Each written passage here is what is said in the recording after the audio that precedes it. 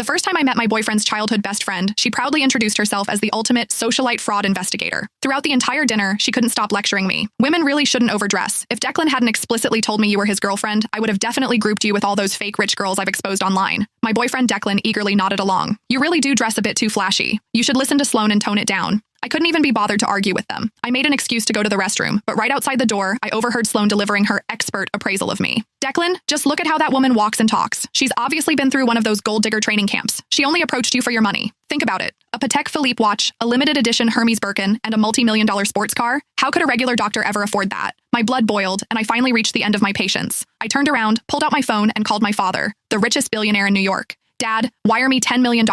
I'm going to buy out a certain socialite fraud agency and teach this girl that wealthy men can actually have daughters. If you don't believe me, I'll test her for you in a minute. That way you can see this gold digger for who she really is. As I hung up the phone, Sloane's confident voice drifted out from the private dining room. Declan was looking at her, nodding with absolute trust. I really wanted to see how Sloane planned to test a real heiress like me. When I pushed the door open, Sloane was holding my Hermes Birkin, inspecting it from every angle with a condescending smirk. I'm telling you, young girls like you really shouldn't get caught up in comparing yourselves to others. The first step to becoming a fake socialite is trying too hard to package yourself. This bag of yours is a rental, right?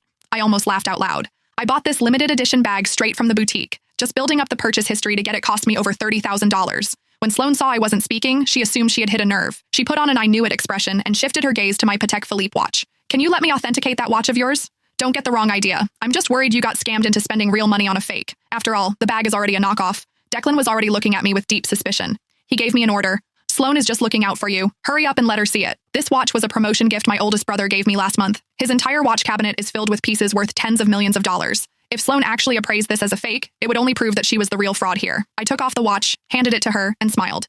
Sure, this watch is a highly limited edition, so make sure you don't mess up your appraisal.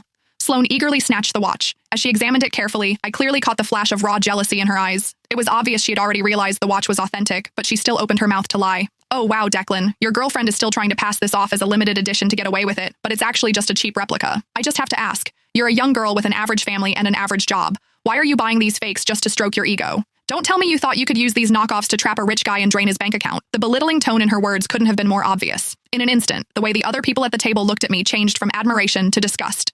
Declan glared at me with sheer contempt, his voice dripping with disgust. How can you be so vain? And to think I actually believed you were different from other women. It turns out you all just want my money. Looking at his disgusted expression, my heart turned ice cold. I used to think Declan was just easily influenced, but that he at least had basic judgment. After all, we had been together for almost a year. Shouldn't he know what kind of person I am by now? The reality of the situation hit me like a bucket of ice water. I frowned, matching his dissatisfaction. Declan, who is actually your girlfriend here? You just blindly believe a single word she says? Since that's how it is, I don't see any point in finishing this dinner.